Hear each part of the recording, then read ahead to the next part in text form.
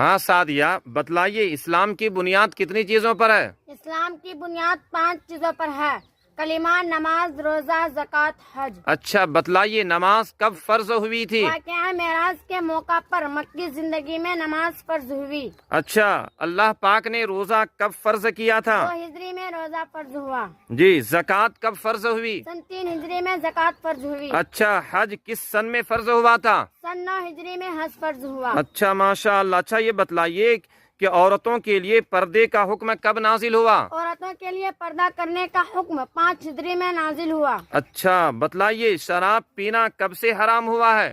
4 ہجری میں شراب پینا حرام ہوا۔ جی ماشاء اللہ۔ اچھا یہ بھی بتلائیے کہ مکہ مکرمہ کب فتح ہوا تھا؟ سن 8 ہجری میں مکہ مکرمہ فتح ہوا۔ اچھا بتلائیے کرامن کاتبین کون ہے اور ان کی کیا ذمہ داری ہے؟ کرامن کاتبین فرشتے ہیں جو انسان کے اعمال لکھتے ہیں۔